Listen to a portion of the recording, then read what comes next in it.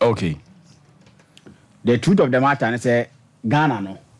Sometimes people feel say adebia wo ye bia no undeserving about so people try to hate. Okay. Or more time hunu atwe. I say adea wo ye no undeserving and about okay. Mistakenly, you know, SOMPA for the frustrations at your doorstep just for nothing. That's how our Ghanaians are reacting. You know, street in so. You bet me and I'm near who be a car be a pa. Yeah. Ye street language, you make us a 7 a car idea bodamo. Yeah. Not to say be a car bodam, okay. But can efe. Yeah. Ye tisaka sanase. Yeah. You bet me at dinner street in so. Na dear see pre. Obi se na de obi ampai bi o.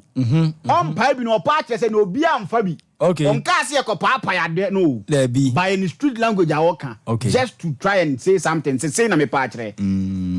Obi timi ni oba bi nam. Che de eye brown kan. Na say ne adjective. Yes. Or they describe it now. Or they describe it there no. Wa hu ato bi e kama. Okay. Seven you ta fresh because hey je to we there Jimmy o. Okay. Not to say say to no nim nyansa. All right. But just to say say to no e kama. But varas when mama me niema bi ase we a guy. Street language. Yet ye ho ase wo kasa bi e ka no street ne so.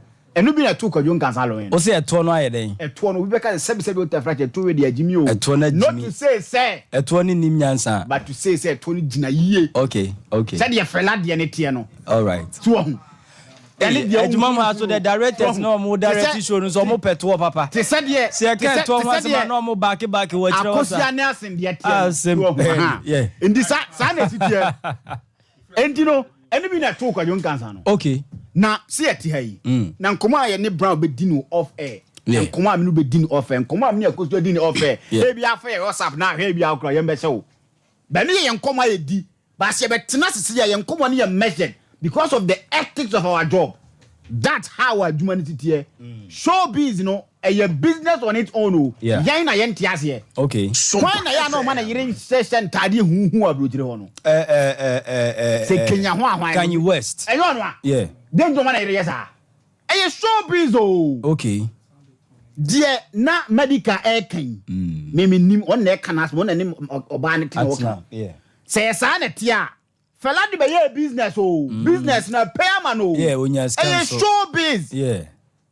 Eni sa wo to na wo ntiase ya wo nim dia wo keka. Okay. Intenu bi na fa kwadwo cancer lo no. He was not saying see e be kunipa and say ye kwa kotwituo ye de ka ko bo bi ka mu akwa ye. Car we I listen to your koto car ni free e 480,000 Ghana cedis 4.8 billion. But we kwa pem kwa. There be. So kwa kokun bi. Eh no wa fa no wadi. There be. Wafa no wadi enunti asemi wo ho a obi kan se de wo dwene se wo pa okay nti director my video so yenko back na yentie na sem yentie na sem ni yentie na sem asa kodon kan sa kai but o kan sem bia na why very careful yentie wano sa me kai Friday obe 20 peti Friday movie ebe kum nipa Friday movie be kum nipa Ragazzi. All right. But video we know. Accra video. Okay. But me, I'm a PR student. You get information just to suit your agenda. Yeah. And the agenda settings are. And me person what na me ma what you. Okay. And yet there wo person what. We cry Accra there you Kumasi. Okay. But because say suit ni pakona agenda nti. Or they are linked. Propagate. Okay.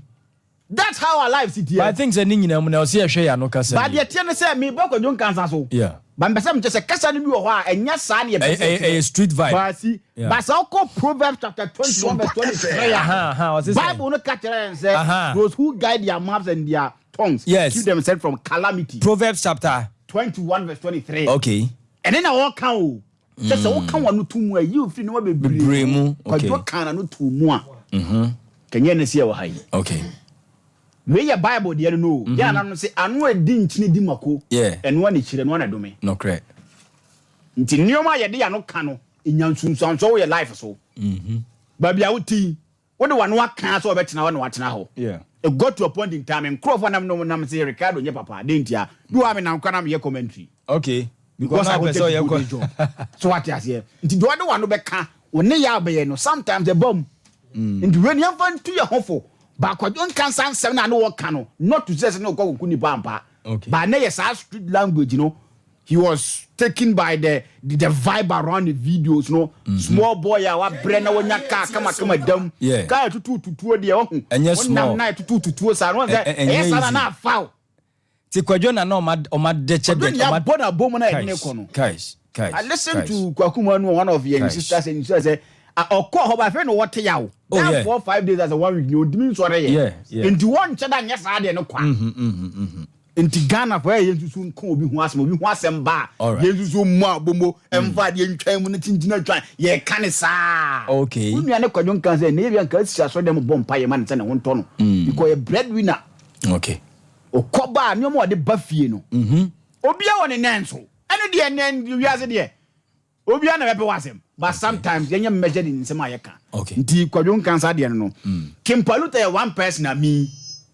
Oh yeah, young artist now, ba. Yeah.